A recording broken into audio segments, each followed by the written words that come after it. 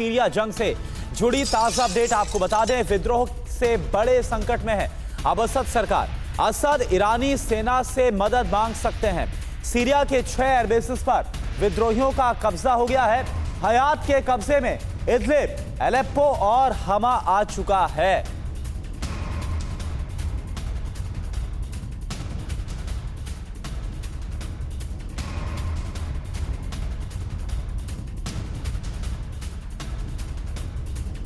तो सीरिया में बशर सरकार को बचाने के लिए ईरान ने अपने सबसे खूंखार कमांडर को भेज दिया है। सीरिया को विद्रोहियों का कब्रिस्तान बनाने के लिए सीरिया में एलेप्पो का कसाई कहे जाने वाले जवाद गफ्फारी को बागियों के सहार की जिम्मेदारी सौंपी गई है। ईरान ने सेना भेजने की तैयारी भी शुरू कर दी है। दमिश्क को बचाने के लिए विद्रोहियों पर बारूद की बरसात शुरू हो गई है। रूसी सेना ने भी विद्रोहियों के ठिकाने पर जबरदस्त प्रहार किया है। हालात को बदलता देख बगावत का नेतृत्व करने वाला कमांडर गोलानी भी बंकर से बाहर आ गया है। सीरिया में अब गफ्फारी बनाम गोलानी की जंग शुरू हो गई। वो विद्रोहियों की एक एक चाल समझता है।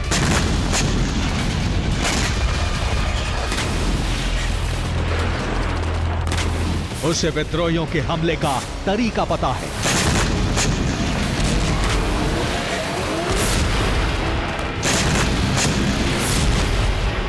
वो विद्रोहियों की हर रणनीति को पहले ही भांप लेता है।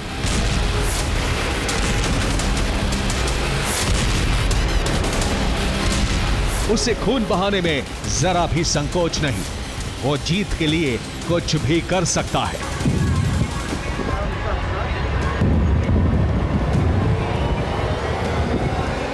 ईरान का वो कमांडर जो अपने शातिर दिमाग का लोहा मनवा चुका है, हजारों लोगों का खून बहाकर विद्रोह को कुचल चुका है, इसलिए सीरिया उसे अलेप्पो का कसाई कहता है।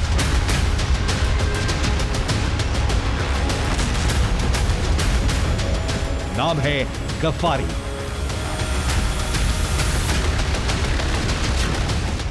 गफ्फारी की सीरिया में एंट्री के साथ ही युद्ध के हालात बदलने लगे हैं। हमा पर कब्जा करने के लिए आगे बढ़ रहे विद्रोहियों पर जबरदस्त हमले हुए हैं।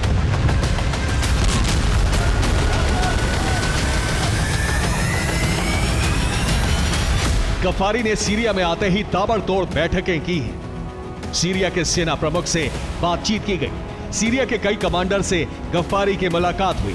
सीरिया में मौजूद रूसी सेना के कमांडर के साथ बैठक हुई।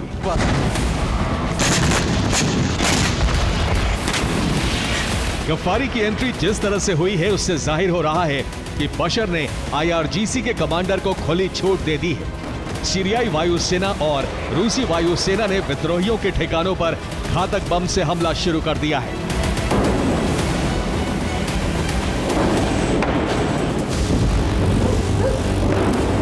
हालात ऐसे बने हैं कि HTS के प्रमुख अबू मोहम्मद अल गोलानी को बंकर से बाहर आना पड़ा। गोलानी ने अपने लड़ाकों का हौसला बढ़ाया है। अब सीरिया में मुकाबला इन्हीं दो चेहरों के बीच माना जा रहा है। ईरानी कमांडर गफ्फारी और विद्रोहियों के प्रमुख गोलानी, दोनों में से कौन किस पर भारी पड़ता है, इसकी परीक्षा शुरू हो चुकी है।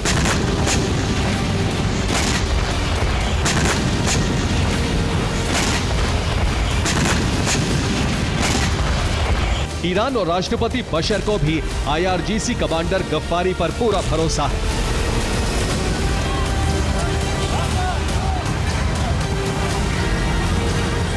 क्योंकि गफ्फारी ही वो इकलौता कमांडर है जिसे विद्रोह को दबाने का अनुभव है। गफ्फारी पहली बार 2011 में सीरिया पहुंचे थे। ईरान की तरफ से ये पहले IRGC कमांडर की तैनाती थी। 2017 में सीरिया के अलेप्पो को गफ्फारी ने ही विद्रोहियों से मुक्त कराया था।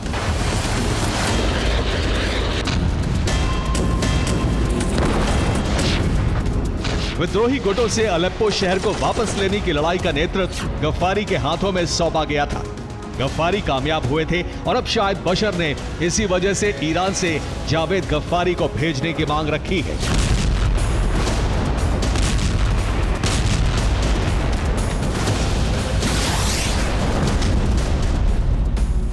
गफ्फारी सीरिया से लौट गए थे, लेकिन माना जाता है कि उन्हें सीरिया के विद्रोहियों के बारे में पूरी जानकारी है।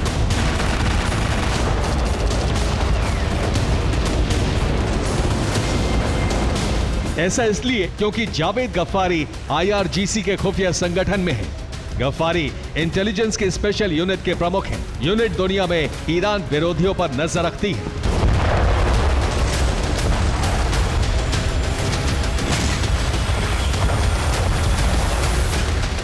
यानी गफ्फारी के जासूस सीरिया के विद्रोहियों के बीच भी हो सकते हैं, क्योंकि ये तमाम संगठन ईरान के विरोधी हैं। माना जा रहा है कि अपनी खुफिया नेटवर्क और 2011 से 2021 के 10 साल के सीरिया में रहने के अनुभव के बल पर गफ्फारी इस बार भी बशर सरकार को बचाने में कामयाब होंगे।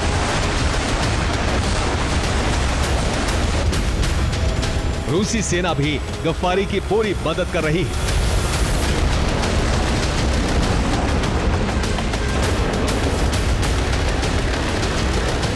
रूस की अगर बात की जाए, विद्रोहियों के ठिकाने पर रूस की एरोस्पेस फोर्स सुखोई 25 और MiG-31 के जैसे फाइटर से हमला हो रहा है। रूस की सेना विद्रोहियों के हथियार गोदाम पर बम से प्रहार कर रही है। हमा की सुरक्षा बढ़ाने के लिए इसके आसपास के इलाकों में जबरदस्त हमले हुए हैं। समुद्र से भी विद्रोहियों पर हमला शुरू हो गया। रूसी मिसाइल कैरियर पूर्वी भूमध्य सागर से बैलिस्टिक मिसाइलों से हमले कर रहे हैं। सीरिया के करीब कई रूसी मिसाइल कैरियर तैनात कर दिए गए। सीरिया पर पिछले 24 घंटे में कई मिसाइलें गिरी हैं। कैलिबर मिसाइल से हमले में विद्रोहियों के कई ठिकाने नष्ट हो गए हैं। रिपोर्ट के मुताबिक हमा को विद्रोहियों ने 3 तरफ से घेर लिया है। खतब में मौजूद विद्रोही हमा से सिर्फ 5 किलोमीटर दूर है, जबकि बाकी के 2 तरफ से विद्रोहियों की फौज हमा से 4 किलोमीटर दूर है। बशर के सैनिकों के पास सिर्फ होम्स की तरफ लौटने का रास्ता बचा है। रिपोर्ट आती है। गफ्फारी सीरिया आए तो गोलानी भी अब मैदान में आ चुका है। विद्रोहियों की नई कोशिश हमा पर कब्जे की है और वो बेहद करीब पहुंच चुके हैं।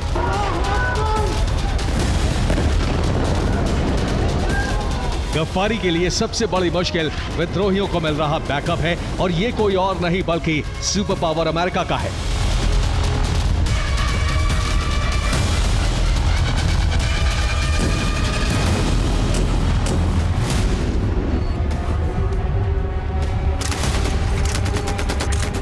गफ्फारी की सबसे बड़ी ताकत रूस ईरान की तकनीकी ताकत और हथियारों की शक्ति है, लेकिन इस बार विद्रोही भी कम ताकतवर नहीं है।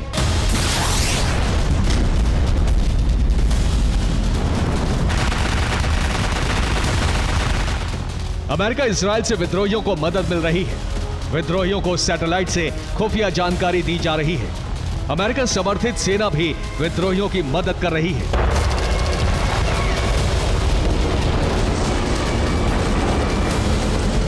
सेना के हथियारों के जखीरे पर विद्रोहियों का कब्जा हो चुका है,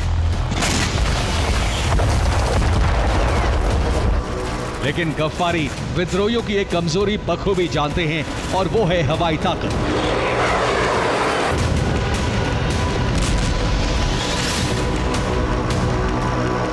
विद्रोहियों के पास सिर्फ कामिकाज़े ड्रोन है, जबकि बशर सरकार के पास अपनी वायु सेना है। रूस की एरोस्पेस फोर्स भी सीरिया में मौजूद है।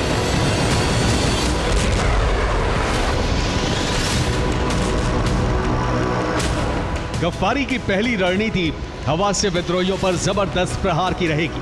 गफ्फारी की दूसरी रणनीति विद्रोहियों को छोटे छोटे ग्रुप में बांट देने की है। गफ्फारी की तीसरी रणनीति हथियारों के गोदामों को भस्म करना है।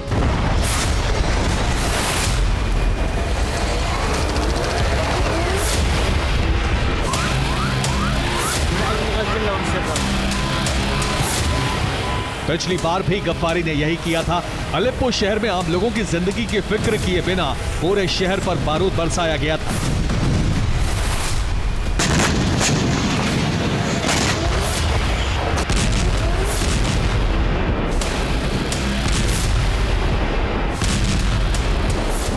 इस बार भी रूसी मिसाइल और ताकतवर फाइटर जेट से हमलों को देखकर यही अंदाजा हो रहा है कि सीरिया के वो तमाम शहर तबाह होंगे जहां विद्रोहियों की मौजूदगी है।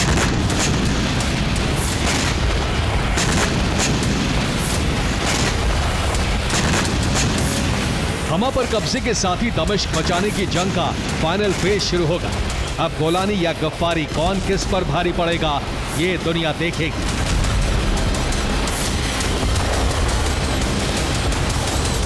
हालांकि गोलानी ने बंकर से निकलकर संदेश दे दिया है कि विद्रोही इस बार सरेंडर नहीं करने वाले हैं। और ना ही विदेशी ताकत विद्रोह को दबा सकती है।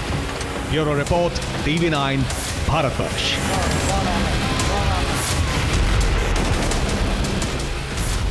सीरिया युद्ध से जुड़ा एक और अपडेट आपको बताएं। हमस शहर में विद्रोहियों को बड़ी कामयाबी मिली है। हमस शहर पर HTS का कब्जा हो गया है। हमस शहर से भागी है सीरियाई सेना।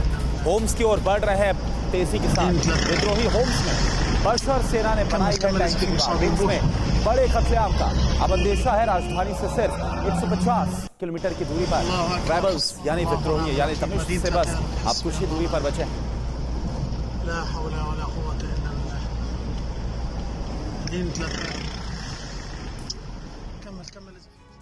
सीरिया में इस वक्त न सिर्फ असद सरकार बड़े संकट में है बल्कि ईरानी प्रॉक्सी के सबसे बड़े नेटवर्क पर भी बहुत बड़ा खतरा मंडरा रहा है।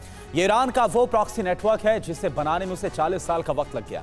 अब इजराइल और अमेरिका ईरान के इसी प्रॉक्सी नेटवर्क को पूरी तरह से खत्म करना चाहते हैं, खासकर हिजबुल्लाह को। सीरिया में असद सरकार गई तो हिजबुल्लाह का अंत तय हो जाएगा। यही वजह है कि हिजबुल्लाह के अस्तित्व को बचाने के लिए ईरान पूरी ताकत के साथ असद हुकूमत को बचाने में जुट गया है। सीरिया की जंग अब बहुत ही विध्वंसक हो चुकी है। सीरिया की जंग में रूस और ईरान पूरी ताकत के साथ उतर गए हैं। रूस और ईरान असद सरकार को इसलिए बचा रहे हैं ताकि सीरिया में मौजूद ईरान का सबसे बड़ा प्रॉक्सी संगठन हिजबुल्लाह का अस्तित्व बच सके। सीरिया में ईरान के प्रॉक्सी संगठनों का सबसे बड़ा नेटवर्क है। ईरान अपने सभी प्रॉक्सी संगठनों को यहीं से ऑपरेट करता है। इस प्रॉक्सी नेटवर्क को खड़ा करने में ईरान को करीब 40 सालों का वक्त लग गया।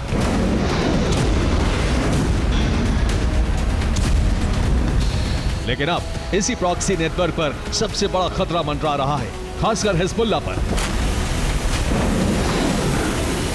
हिजबुल्लाह के संपूर्ण अंत के लिए ही इजराइल और अमेरिका ने सीरिया में जंग की बड़ी आग भड़काई है।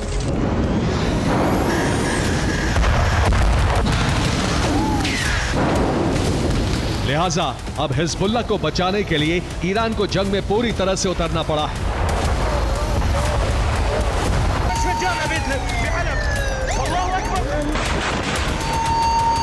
ईरान ने खुद के साथ साथ हिजबुल्लाह और दूसरे प्रॉक्सी संगठनों के लड़ाकों को भी सीरिया के मोर्चे पर लगा दिया है।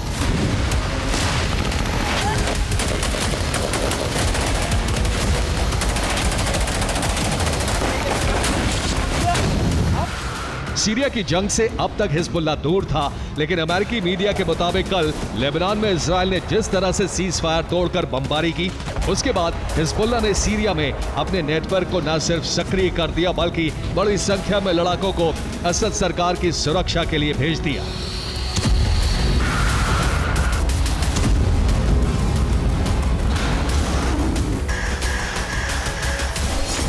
हिजबुल्लाह और ईरान को पता है कि अगर सीरिया में असद सरकार गई तो सीरिया से हिजबुल्लाह को हथियार सप्लाई पूरी तरह ठप हो जाएगी। अगर ऐसा हुआ तो इजराइल हिजबुल्लाह का पूरी तरह से अंत करने में सफल हो जाएगा।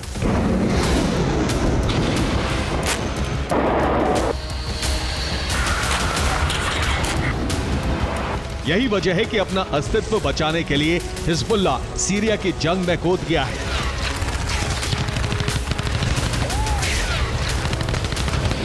हिजबुल्लाह के लड़ाके विद्रोही गुट हयात तहरीर अल शाम के लड़ाकों से मोर्चा ले रहे हैं। हिजबुल्लाह को ईरानी और रूसी सेना का साथ मिल रहा है। रूस, ईरान और हिजबुल्लाह ने मिलकर असद की रक्षा के लिए जबरदस्त सैन्य अभियान लॉन्च कर दिया है।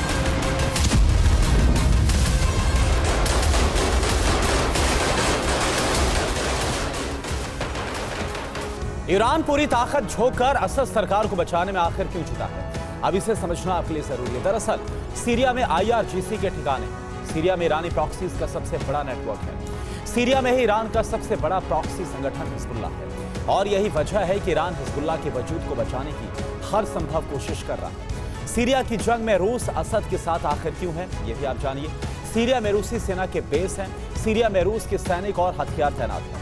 अरब में सीरिया ही वो देश है जो रूस का सबसे बड़ा गढ़ है और यही वजह है कि रूस अरब में अपना एकमात्र गढ़ को बचाने के लिए बमबारी कर रहा है। इजराइल बशर अल असद का तख्ता पलट करना चाहता है। असद सरकार के गिरने के साथ ही इजराइल ईरानी प्रॉक्सीज का खात्मा करना चाहता है। इजराइल ईरान सेना को कमजोर करना चाहता है। अमेरिका भी बशर अल असद का तख्ता पलट करना चाहता है। सुपर पावर का भी लक्ष्य ईरानी प्रॉक्सीज को पूरी तरह से खत्म करना है। और इसके साथ ही अमेरिका रूस और ईरान के गठजोड़ को कमजोर करना चाहता है। यही वजह है कि विद्रोही संगठन को पीछे से बैकअप दे रहा है। ईरान हिजबुल्ला और दूसरे प्रॉक्सी के साथ सीरिया जंग में क्यों कूदा, इस प्रश्न का उत्तर खुद ईरानी सेना अध्यक्ष ने दिया है।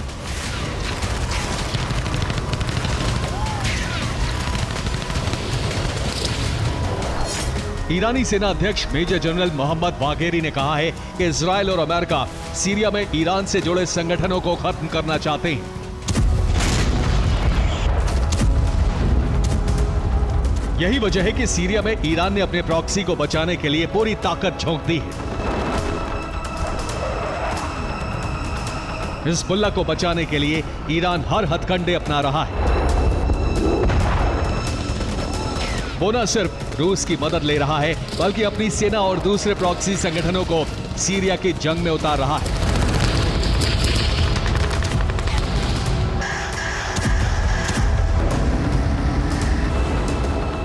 पुतिन से हुई बातचीत के बाद आईआरजीसी ने अपने जवानों को सीरिया में उतार दिया है। आईआरजीसी के जवान सीरियाई सेना के साथ मिलकर जंग लड़ रहे हैं। इराक से पॉपुलर मोबिलाइजेशन फ्रंट के लड़ाके लगातार सीरिया पहुंच रहे हैं। इतना ही नहीं, इराकी रेजिस्टेंस के फाइटर भी सीरिया की जंग में उतर रहे हैं।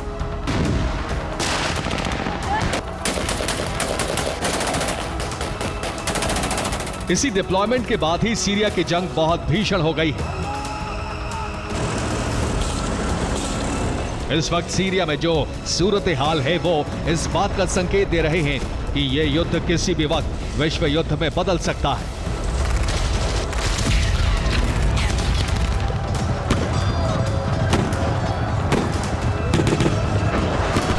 ईरान के सैनिक, हिजबुल्ला के लड़ाके, ईरानी प्रॉक्सी के फाइटर, सीरियाई सेना हजारों की तादाद में विद्रोही गुट को न सिर्फ रोकने में बल्कि उसे पूरी तरह से खत्म करने में जुट गई है। इन सबको साथ मिल रहा है रूसी सेना और वायु सेना का। रूस भी हयात ताहिर अल शाम के ठिकानों पर लगातार जबरदस्त बमबारी कर रहा है, लेकिन सच ये है कि विद्रोही गुट भी हार मानने को तैयार नहीं है। उसे इजराइल और अमेरिका से बैकअप मिल रहा है। इसी बैकअप की वजह से हयात के लड़ाके असद सरकार और उनकी सेना पर बारूदी धावा बोल रहे हैं।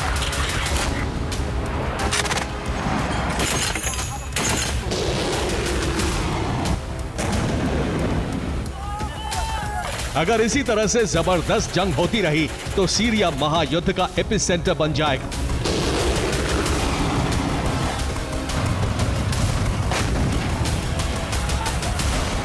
एक साथ कई देश जंग में एक दूसरे पर वार और पलटवार करने लगेंगे।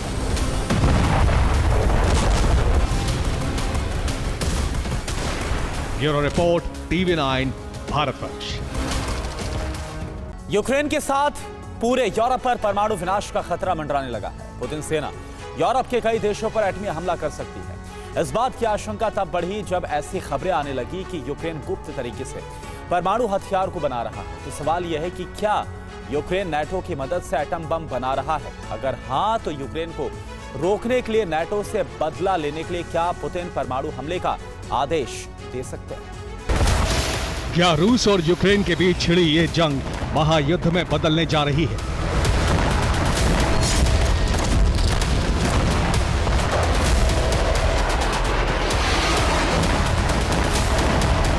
क्या इस जंग की वजह से परमाणु विनाश होगा?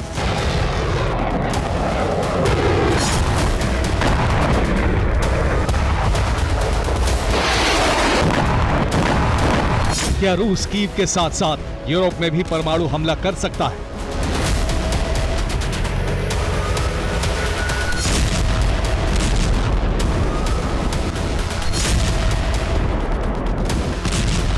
इस बात की आशंका तब बढ़ गई जब अमेरिका के न्यूक्लियर वेपन कॉम्प्लेक्स में 35 सालों तक काम कर चुके यूक्रेनी इंजीनियर रॉबर्ट कैली ने यूक्रेन के अखबार द कीव इंडिपेंडेंट को एक इंटरव्यू दिया।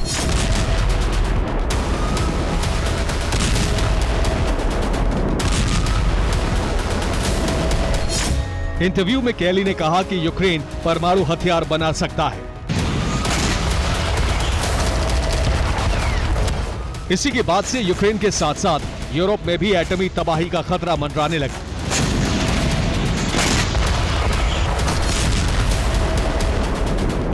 सवाल यही है कि क्या यूक्रेन गुप्त रूप से एटम बम बना रहा है? क्या वो ये काम अमेरिका और नेटो की सीक्रेट मदद से कर रहा है?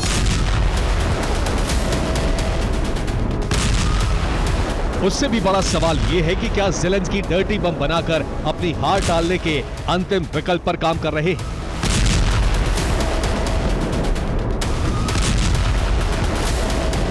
इन सवालों का आधिकारिक जवाब तो अभी नहीं पता, लेकिन इतना तय है कि अगर यूक्रेन ने परमाणु हथियार बनाने की कोशिश की तो पुतिन और उनकी सेना संपूर्ण यूरोप में परमाणु विध्वंस शुरू कर देगी।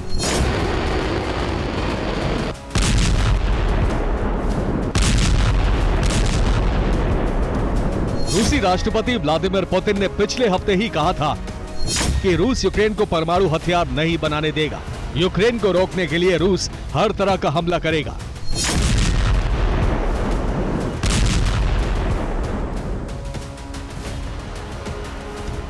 दुनिया जानती है कि पुतिन सिर्फ धमकी नहीं देते बल्कि जो घोषणा करते हैं उसे पूरा करते हैं। ऐसे में अगर रूस को इस बात के सबूत मिले कि यूक्रेन एटम बम बना रहा है तो पुतिन नेटो के खिलाफ परमाणु युद्ध छेड़ने में देरी नहीं लगाएंगे।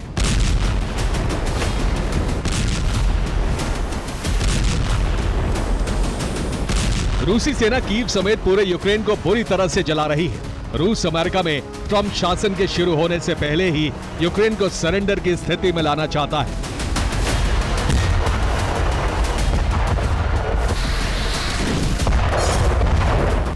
रूसी सेना ने डोनेस्क में भीषण हमला कर यूक्रेनी ठिकानों पर कब्जा कर लिया। रूस ने मारियोपोल में उन इलाकों पर फिर से कब्जा कर लिया जिसे यूक्रेन ने रूसी सेना से छीन लिया था। 24 घंटे में रूस ने यूक्रेन में 50 ड्रोन दागे। यूक्रेन ने 29 ड्रोन इंटरसेप्ट करने का दावा किया है। सूमी में रूस ने यूक्रेनी सेना के लिए हथियार लेकर जा रहे वाहन को तबाह कर दिया। खेरसोन में रूसी सेना नए सिरे से हमले कर रही है। रूसी फौज को ज़ेपोरिजिया में भी कई मोर्चों पर बढ़त मिल गई है। 24 घंटे के अंदर रूस के हमले से यूक्रेन के 530 सैनिक मारे गए।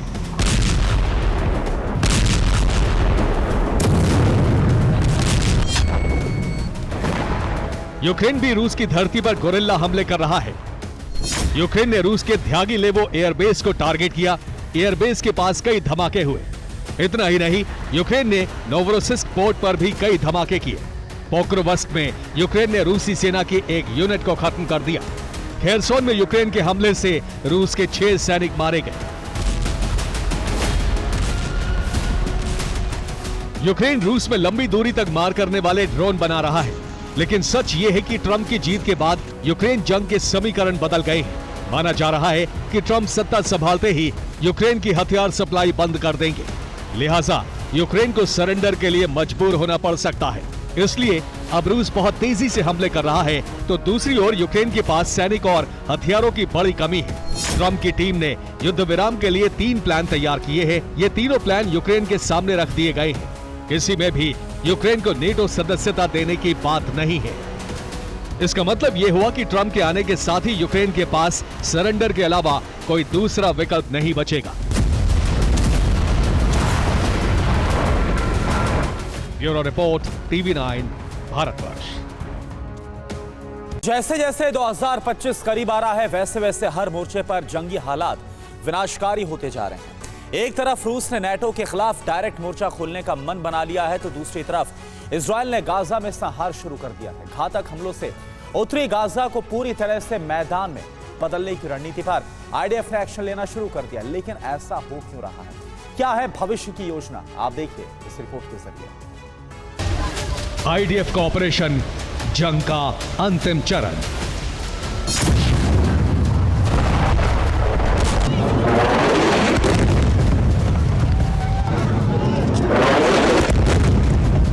गाजा में इजराइल के सैन्य ऑपरेशन को लेकर दुनिया में कोई भी संदेह है तो इन वीडियो को देखने के बाद खत्म हो जाएगा। ये वीडियो बिल्कुल ताजा है, जिसमें इजरायली फोर्स के हमले में बारूदी बवंडर उठा है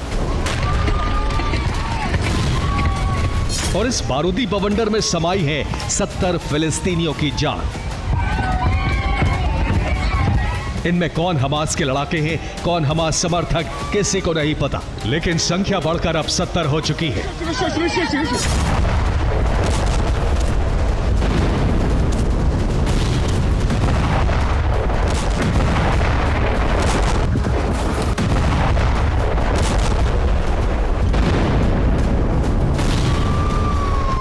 दावे के तहत आईडीएफ के ये हमले गाजा शहर के ही एक रिहायशी क्षेत्र में किए गए थे, जिसके शुरुआती आकलन में 25 लोगों की मौत की पुष्टि की गई थी और 50 लोग घायल बताए गए थे।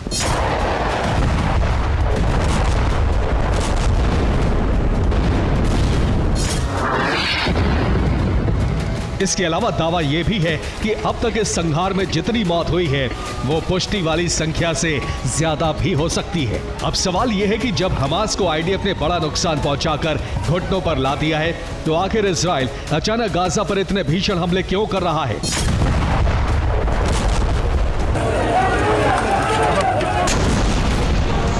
इस सवाल का जवाब भी हम आपको बताएंगे, लेकिन पहले स्थिति को समझ लीजिए।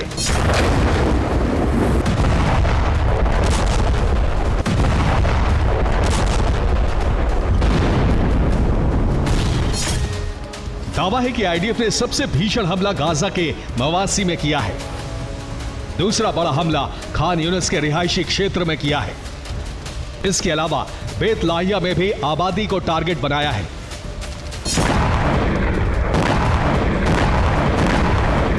इन हमलों का मकसद भी आईडीएफ ने बताया है, जिसमें खान यूनिस में हुई कार्रवाई के पीछे आतंकी गतिविधियों को कारण बताया है और दावा किया है कि यह हमला बहुत सटीक हुआ है, जिसमें कई आतंकवादियों को मार गिराया गया है।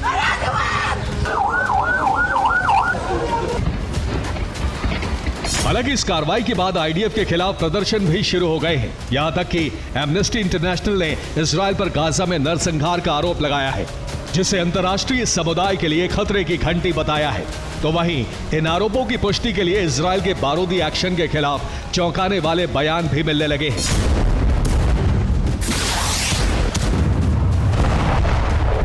यानी इजराइल ने बारूदी कार्रवाई बेहद घातक अंदाज में की है, लेकिन सवाल अब भी कायम है कि इसकी जरूरत क्या है। जवाब है 20 जनवरी 2025 की तारीख।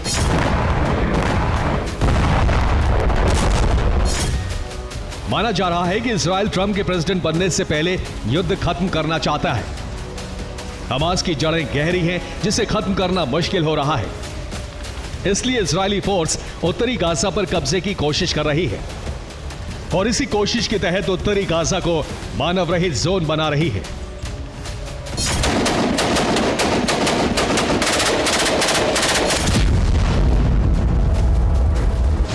यानी गाजा पर भीषण हमलों की शुरुआत का यह नया चरण है और अगले कुछ दिनों में इस चरण का पीक भी होगा, जिसमें ऐसे हथियारों के इस्तेमाल होने की आशंका है जिसका असर सिर्फ और सिर्फ विनाश है।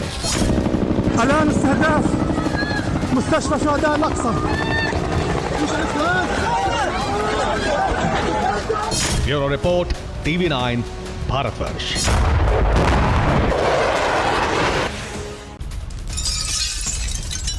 सीरिया जंग से जुड़ी एक और बड़ी खबर। सीरिया में और लड़ाके भेजेगा ईरान।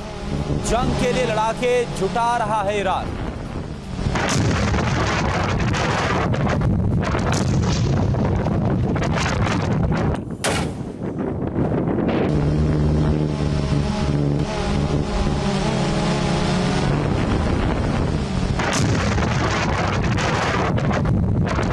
तो सीरिया की जंग अब रूस बनाम नाटो की जंग बनने की तरफ बढ़ रही है।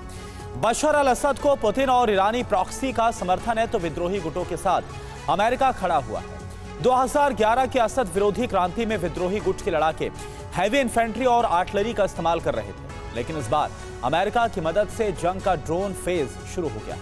अरब के कई देशों और सीरिया की रिपोर्ट है कि अमेरिका के इशारे पर यूक्रेन के विद्रोही गुटों को हथियारों की सप्लाई शुरू कर दी गई है। हालांकि यूक्रेन ने इससे इनकार किया है, लेकिन TV9 की इन्वेस्टिगेशन में जो जानकारी सामने आई है वो ये बताती है कि सीरिया युद्ध से यूक्रेन का कनेक्शन आखिर कैसे। आप रिपोर्ट देखिए। ये साफ है कि सीरिया में भड़के विद्रोह के पीछे अंतर्राष्ट्रीय ताकतें हैं।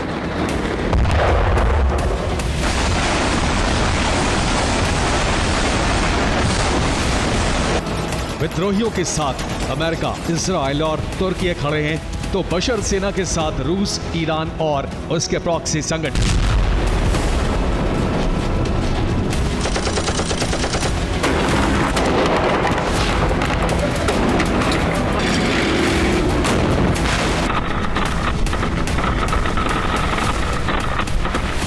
रूस, ईरान और प्रॉक्सी संगठनों का सैन्य समर्थन मिलते ही युद्ध में बशर अल असद का पलड़ा भारी हो गया है।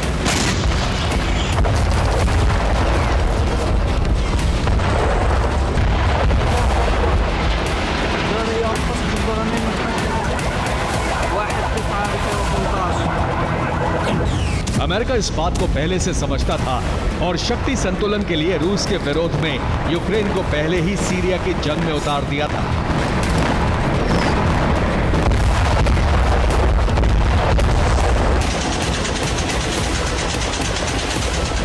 2011 में जब पहली बार बशर अल असद के खिलाफ विद्रोह भड़का तो सीरियन नेशनल आर्मी सहित विद्रोही गुटों के लड़ाके ट्रक माउंटेड हेवी इन्फेंट्री और लाइट आर्टिलरी हथियारों से हमले कर रहे थे।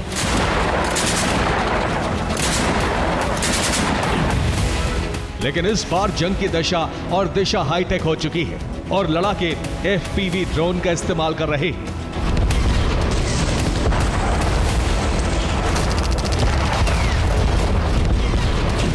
FPV ड्रोन हमलों के पीछे यूक्रेन की रणनीति मानी जा रही है।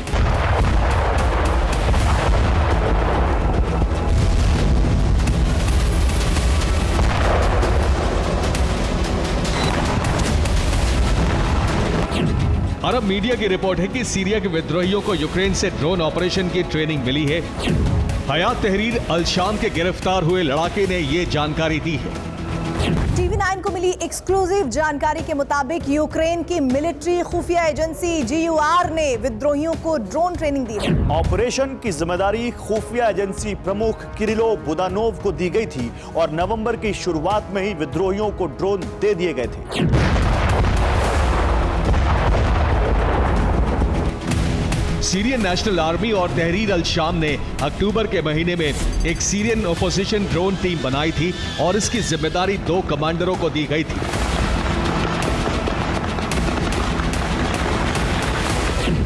ड्रोन ब्रिगेड का नाम अल शाहीन रखा गया और इसका पहला कमांडर SNA के अबू बकर को बनाया गया और दूसरा कमांडर HTS के अबू माजिन को बनाया गया।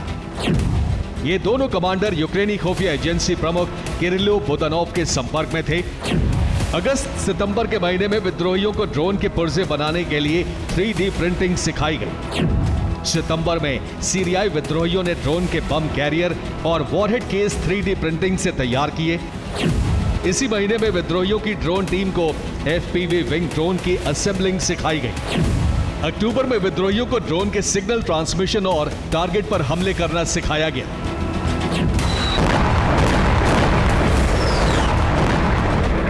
यूक्रेनी खुफिया एजेंसी प्रमुख किरिलो बुदानोव यूक्रेन के ड्रोन विंग के हेड भी हैं और 2022 से अब तक यूक्रेन ने उनकी अगुवाई में ड्रोन प्रोडक्शन में महारत हासिल कर ली है।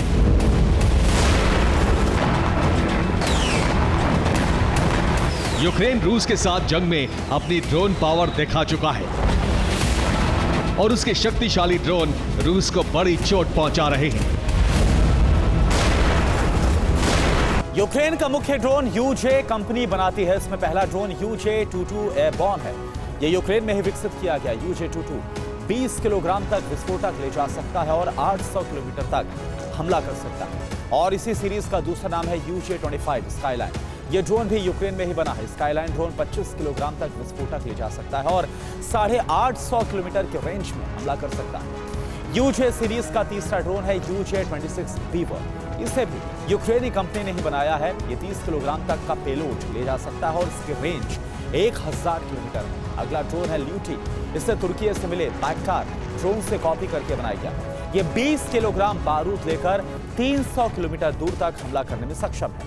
यूक्रेन ने चाइनीज ड्रोन से विकसित करके AQ-400 ड्रोन को तैयार किया है और इसकी पेलोड क्षमता 32 किलोग्राम तक है और यह ड्रोन 750 किलोमीटर की दूरी तक हमला कर सकता है। लॉर्ड नाम का ड्रोन यूक्रेन को स्वीडन से मिला है। यह 20 किलोग्राम तक विस्फोटक ले जा सकता है और 750 किलोमीटर की दूरी तक ये हमला करने की ताकत रखता है। हालांकि यूक्रेन ने लॉन्ग रेंज हमले करने वाले ड्रोन विद्रोहियों को नहीं दिए, लेकिन जिस तरह के ड्रोन बनाने और असेंबल करने सिखाए गए हैं वो सीरिया के लिए बड़ी मुश्किल बन रहे हैं।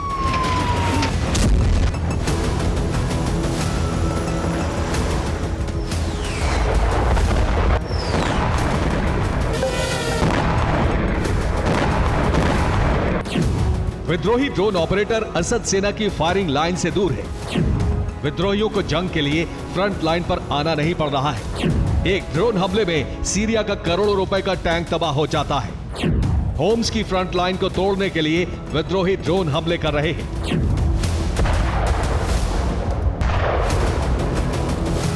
इसके साथ ही यूक्रेन को मदद पहुंचाने के लिए सीरिया के रूसी ठिकानों पर भी ड्रोन हमले किए जा रहे हैं। अब से पहले भी यूक्रेन रूस के विदेशी ठिकानों पर हमले करता रहा है।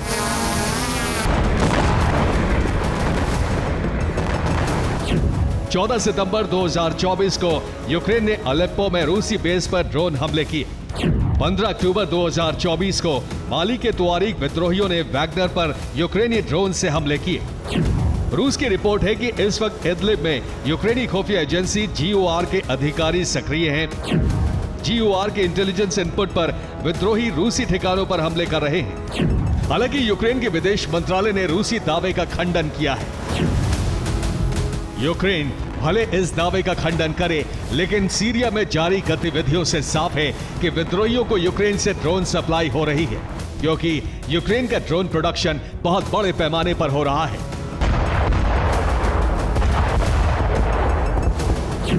अमेरिका की गैर लाभकारी मीडिया वेबसाइट NPR.org की रिपोर्ट है कि यूक्रेन में इंडस्ट्रियल कॉम्प्लेक्स में ड्रोन विकसित किए जा रहे हैं। इसके साथ ही FPV ड्रोन प्रोडक्शन को कुटीर उद्योग बना दिया गया है। लोग सेना के लिए घरों में ड्रोन असेंबल कर रहे हैं। यूक्रेन एक साल में 40 लाख FPV ड्रोन बना रहा है। जाहिर है यूक्रेन के पास जरूरत से ज्यादा ड्रोन हैं और इन्हें रूस के खिलाफ विदेशों में भी इस्तेमाल किया जा रहा है।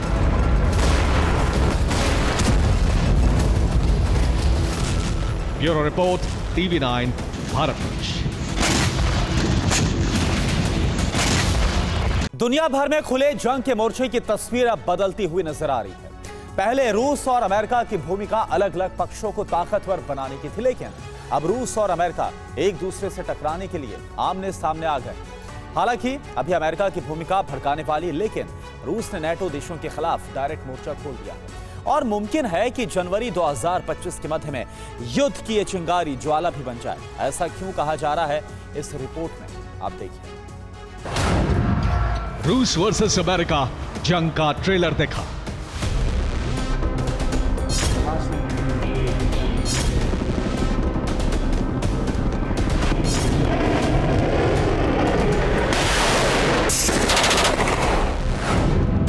बाइडेन तैयार, जंग को मिला विस्तार।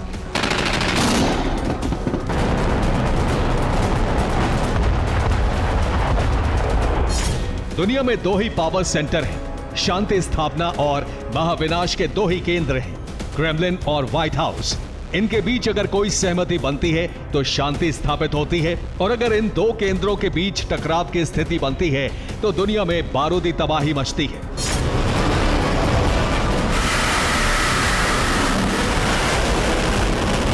हालांकि ये दोनों महाशक्तियां सीधे आमने सामने टकराने से बचती हैं, इसलिए किसी एक देश या दो देशों में जारी संघर्ष के रूप में वो अपने अपने पक्ष चुनते हैं और अप्रत्यक्ष जंग का हिस्सा बनते हैं।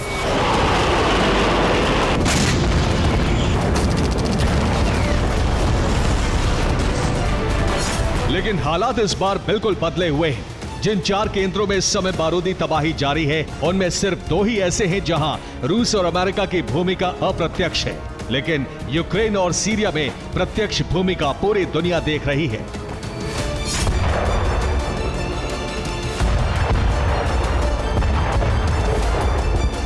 और इस भूमिका को सीधे टकरार के मुहाने तक ले आए हैं अंतर्राष्ट्रीय राजनीतिक हालात, जिसके बारे में हम आपको आगे बताएंगे। लेकिन उससे पहले सीधी जंग का मुहाना हम आपको दिखाते हैं।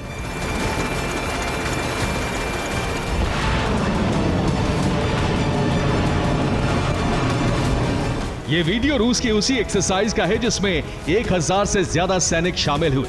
ड्रिल को लीड कर रहा था एडमिरल अलेक्जेर मोइसेव, जिसके साथ फ्रिगेट एडमिरल गोर्शकोव और एडमिरल गोलोवको भी एक्शन में थे।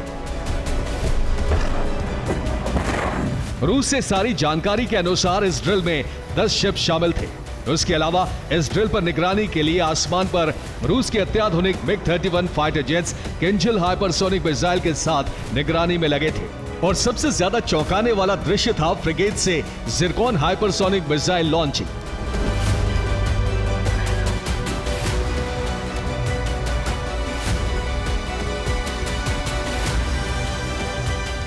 वहीं तट पर पोर्टेबल बैस्टियन तटीय मिसाइल सिस्टम ने भी अपनी तैयारी दिखाई और रूस की हाइपरसोनिक मिसाइल जिरकॉन ने आर्टिफिशियल टारगेट को सटीक निशाने के साथ पलक झपकते ही नष्ट कर दिया।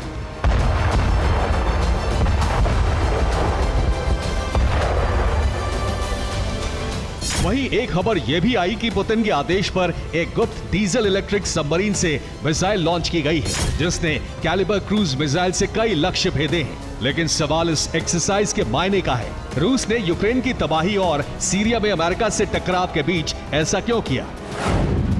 क्या पुतिन ने नेटो के खिलाफ जंग का ऐलान कर दिया, या फिर रूस अब सीधे अमेरिका के साथ जंग की तैयारी कर रहा है? कहीं ऐसा तो नहीं कि रूस अब नेटो देशों पर हमले के साथ जंग को विस्तार देना चाहता है?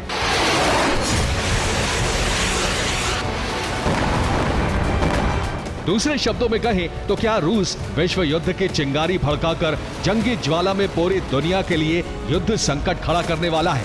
सवाल कई है, लेकिन आपको जानकर हैरानी होगी कि इसका जवाब रूस से नहीं बल्कि अमेरिका में बदले आंतरिक राजनीतिक हालात से मिलता है।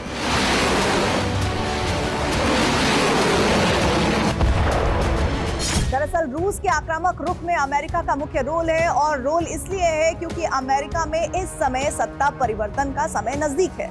यानी अमेरिका में सत्ता परिवर्तन से होने वाले वैश्विक बदलाव को रोकने की कोशिश हो रही है, और ये तभी संभव है जब युद्धग्रस्त क्षेत्रों के हालात बिगड़ जाएंगे। इसका मतलब है कि अमेरिका में दो पार्टियों के बीच जारी राजनीतिक संघर्ष ही दुनिया में बारूदी तबाही का कारण है, जिसके संकेत यूक्रेन की बारूदी पृष्ठभूमि से मिलते हैं, जिससे पता चलता है कि दरअसल नेटो के खिलाफ जंग छेड़ने के लिए रूस को भड़काया जा रहा है।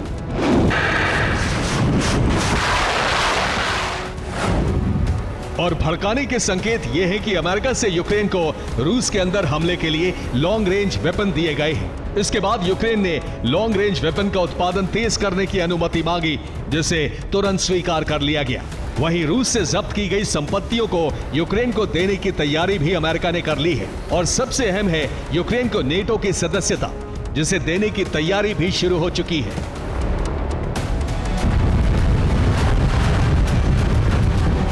इसलिए पुतिन ने भविष्य की आशंका को भांपकर ड्रिल के रूप में बारूदी ट्रेलर दिखाया है, अपनी उस ताकत की नुमाइश की है जिस पर नेटो देशों को संशय था, और नेटो को इस ताकत का एहसास कराने के लिए सबसे अहम कदम है बाल्टिक सागर में रूस का एक्शन, जिसकी जानकारी जर्मनी ने दी है।